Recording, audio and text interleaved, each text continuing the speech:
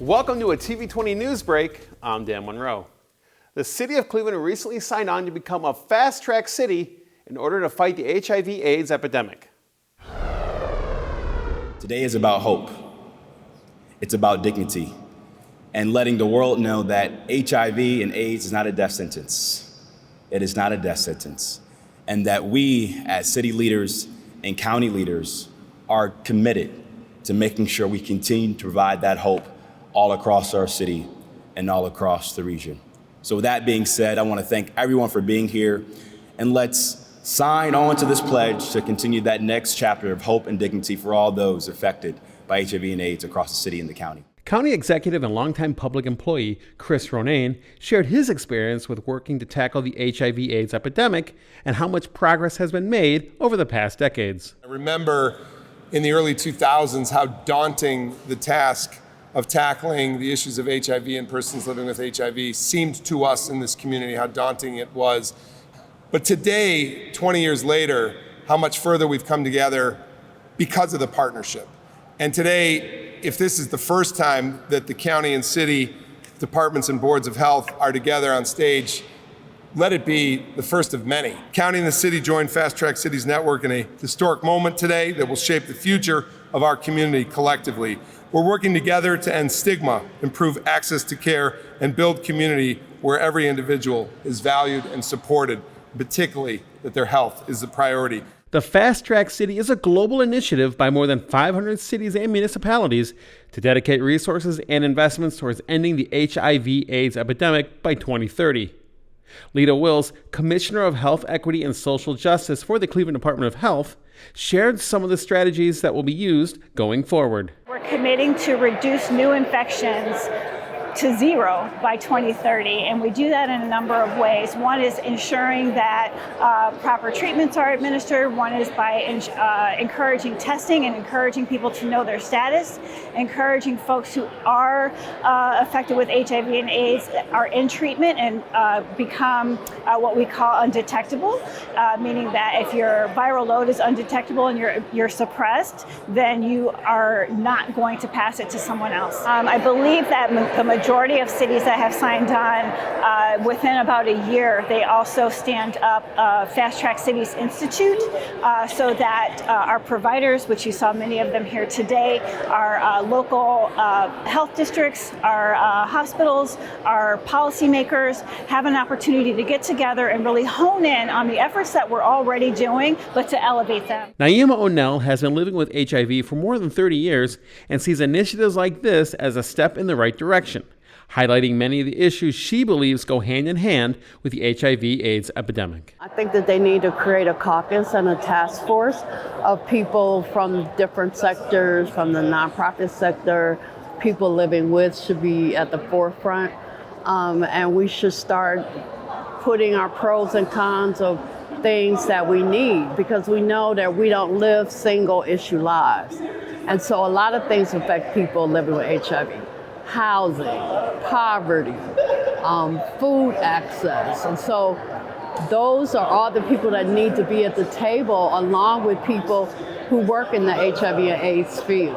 Finally, community activist Cedric Taylor believes one of the biggest fights they'll face is destigmatizing HIV/AIDS in minority communities, a battle he's ready to face head on. The data right now does prove we're on a nice track of it, but we need to amplify that. It takes those people, those nonprofit organizations as well, to say, hey, we're boots on the ground. We need to roll this thing out. And what does that look like? We need to set up shop in these minority communities to have those conversations and to say, hey, we're going to alleviate the stigma, because that's where we're stopping. That's where we're seeing the bridge.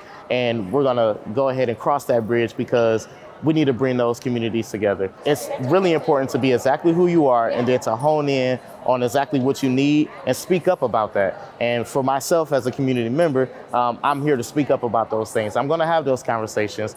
We're gonna talk about it real hard. I'm gonna knock on those doors, and that's what we need to do within our minority communities. Yeah. And you can find the full Fast Track City signing ceremony airing here on TV20 or on our TV20 Cleveland YouTube page. Well, 'tis the season for graduation ceremonies for the cadets of our city's safety forces. First, the 2023-01 cadet class of the Cleveland Division of EMS recently graduated in a ceremony at Music Hall. adding in 10 new first responders to the EMS ranks. Before administering the oath of office, Cleveland Mayor Justin Bibb welcomed the graduates to their new roles. And for me, these graduations are always important and special to me because I am too the son of a first responder. And I know firsthand the sacrifice of what this job entails.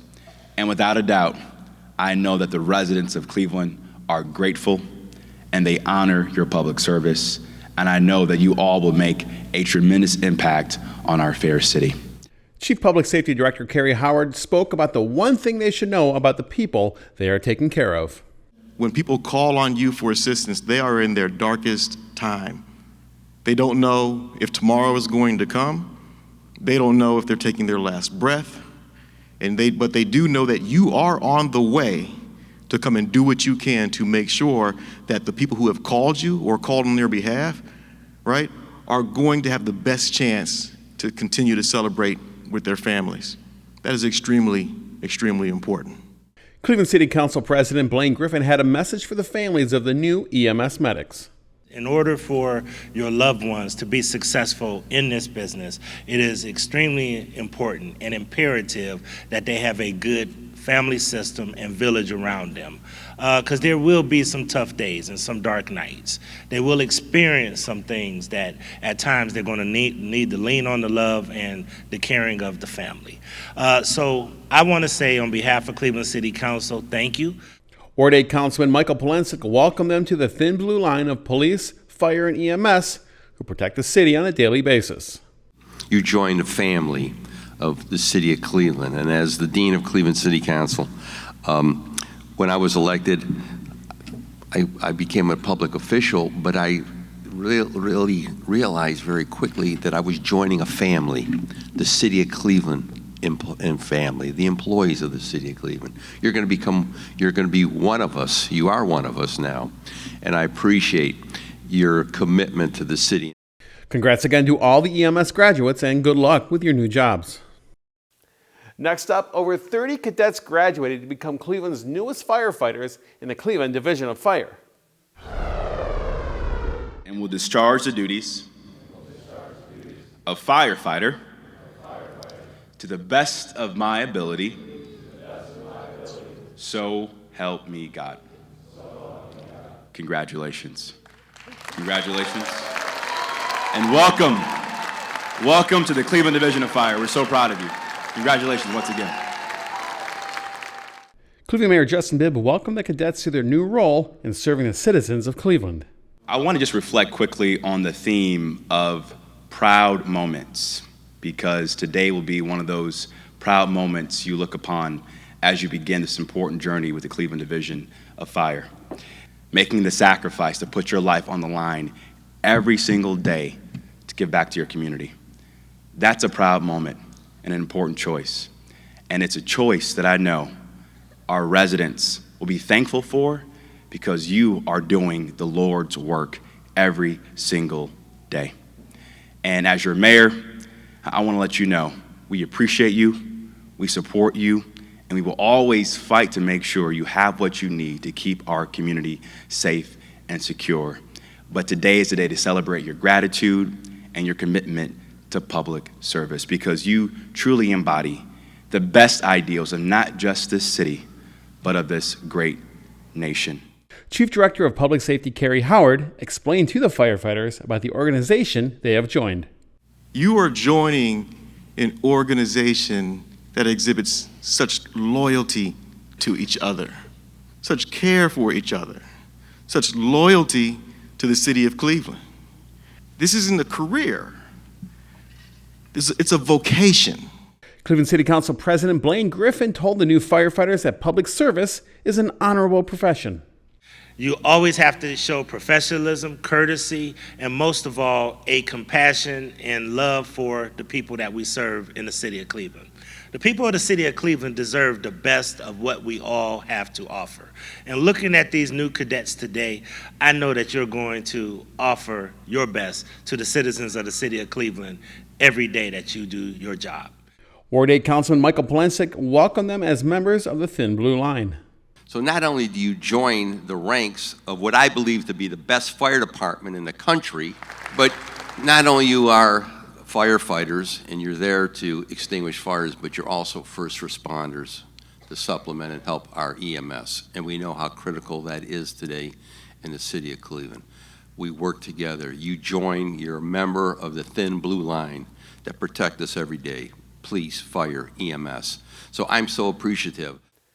TV20 would like to congratulate the new members of the Cleveland Fire and EMS and wish them the best in their new roles. Also, you can watch the graduations for both ceremonies right now on our TV20 Cleveland YouTube page.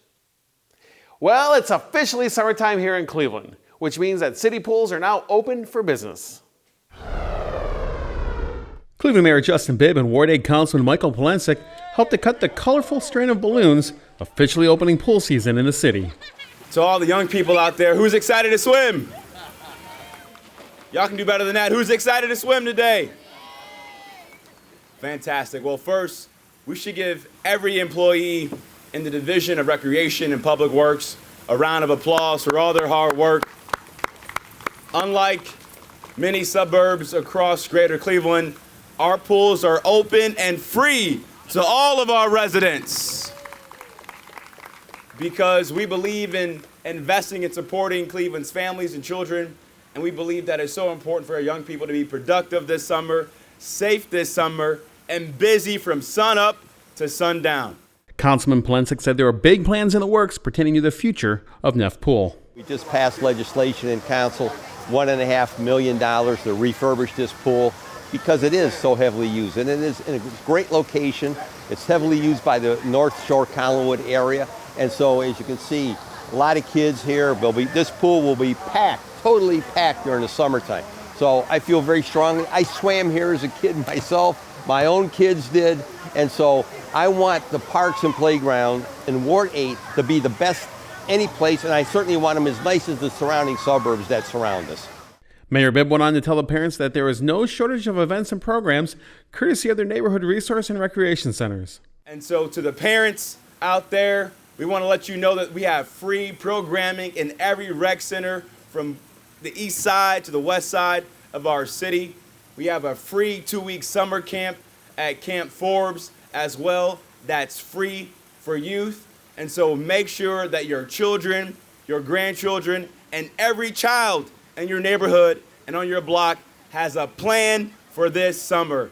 Happy summer, Cleveland. Enjoy your city and your pools.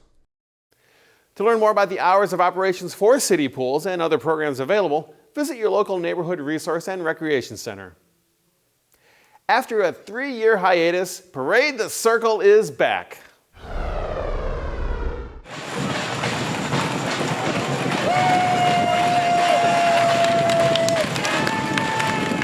Parade the Circle is put on by University Circle, Inc. in partnership with the Cleveland Museum of Art. Kate Borders, president of University Circle, Inc., welcomed back the crowds after 3 long years. So thank you so much for being here. The parade itself is starting at noon. So you can either stay here and keep listening to music or go watch the parade or check out all of the vendors that are here. This is what community is about. All of these vendors are organizations that we work with, that you work with, that you love. So support all of them. Have a great day and enjoy the parade. The theme for the parade was transformation. Individuals, families, schools, as well as neighborhood and community groups were all invited to participate in the creation of their own innovative costumes, masks, and puppets. And I want to thank Hector Castellanos Lara, who was the brains behind the theme this year, which is transformation. How many of us can relate to transformation, right? So many things are transitioning right now. So this is his work, as well as other components, and all of the parade units kind of used that theme when they were thinking about how to make their units. So local artist has their finger on this event. The energetic and colorful event that was Parade the Circle kicks off the summer season at University Circle. For more information on everything happening at University Circle, visit their website at universitycircle.org. The City of Cleveland kicked off the Juneteenth weekend celebration with a special pop-up shop outside City Hall. Here's TV20's Alex Picterna with the story. Hosted by Wellness Works, this year's City Hall Juneteenth celebration gave employees the opportunity to get out of the office and enjoy the weather. Kelly Smith, wellness manager for the City of Cleveland, shared the city's history with celebrating Juneteenth. The City of Cleveland started celebrating Juneteenth maybe about a year and a half ago, and so we just decided to actually help our employees start off the long weekend and show what it's for. And so we brought this vendor fair and food trucks out here. Along with live music, local vendors joined for the event. While Monica McClelland was there to sell her custom shirts, for her, it was more important to recognize and celebrate the occasion. I'm here to celebrate our Freedom Day. We have a lot of events that are taking place around the city of Cleveland for the entire week, and I'm just glad to be a part of it. For TV20, this is Alex Picturna. Thanks, Alex. Mayor Justin Bibb and Council President Blaine Griffin gathered with other community leaders at Highland Park Golf Course for a special dedication ceremony and ceremonial tee-off on Juneteenth. This is such an amazing day in the city of Cleveland, and as Daryl and others mentioned, it took a lot for us to get to this moment, making sure that we can truly revitalize this amazing public golf course for the next 100 years. Our children deserve the same kind of country club experience in our city as well, too, right here on Cleveland's east side. And so I want to thank the foundation for your vision to get this project possible. Thanks for applying for the RP, and I also want to thank the council president for his support to steward this through city council. We couldn't have gotten it done without his leadership to make this possible. And so cheers to the next 100 years. I'm looking forward to the amazing work ahead. Thank you so much. I have always fought for this asset because I believe that the game of golf is so much more than just a recreational sport. As the mayor said, our children deserve the same kind of country club experience that so many other children get across this region. Golf also teaches discipline, it teaches etiquette, it teaches professionalism. No other game can you get 4 hours of somebody's unequivocal time and be able to hang out with a mayor and other folks. Very important to me. My friend and I, Antonio, Joffrion, we're out here every day. So being able to see the course morph into something even more beautiful than what we're used to is definitely going to be a sight for sore eyes. You look around, this golf course has been here almost 100 years. The city's grown around it. It's a beautiful piece of land. Legends have walked these fairways: Charlie Sifford, Arnold Palmer, Lee Trevino, Jack Nicklaus. So it's worth preserving. It's a fantastic, like I said, piece of property, and we look to build upon that and make it better than it ever has been. So this is a great opportunity to preserve the history of Highland Park Golf Course with the historical significance of it. The foundation will be managing the course and expanding on the quality, making it a world-class facility through their nonprofit. The Cleveland Public Library recently held their grand opening of the historic Lorraine campus in the Detroit Shoreway neighborhood, and after months of remodeling, patrons finally got to see what's new at their library. Today's grand opening reflects Cleveland Public Library's new vision. We have a new vision for our library system. That is to be not only a vision for our city, but a vision for everyone, right? A vision in which everyone knows that opportunity is in reach for them. And we want to be the library that empowers its people. So we hope the new Lorraine campus becomes a daily resource for you to gather with friends, attend programs, or borrow books. We want our libraries to reflect the people and the rich history of this community. We have missed this library so much.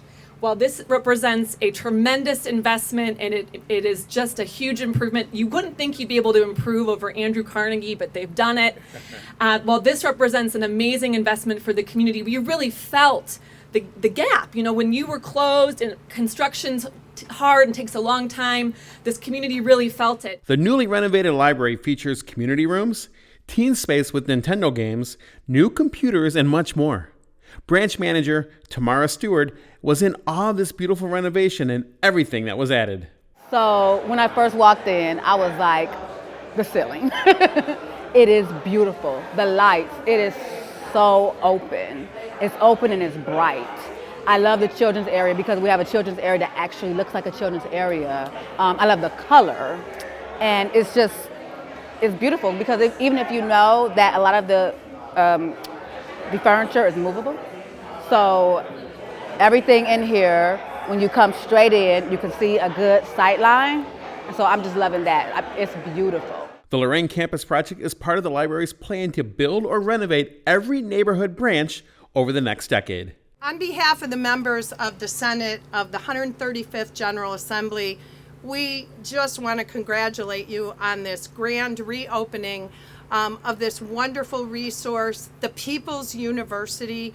We know that libraries are the lifeblood of our communities and hold promise for our future. So congratulations, and thank you for letting me be here today.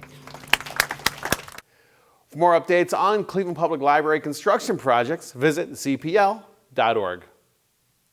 For every Cleveland administration, it is the hope to uplift and rejuvenate the most dormant of neighborhoods in the city.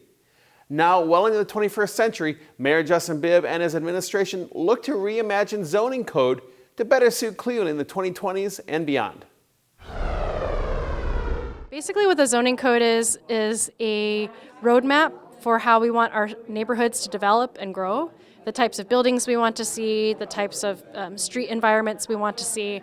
And so the whole reason we brought everyone out today is because there's a lot of new code that we're introducing, and we just want to make sure we're getting the right types of development products that we want to see. Everything from community members to local designers and architects were invited to join for the session, giving their opinion on the proposed code revisions and what they would like to see for future changes. We had about 100 people come together to read some instructions on how to develop our neighborhoods, and their goal was to really test it out and see what happened. And we had a big discussion about it at the end with everybody in the room to understand, what works well and what's not going to work well.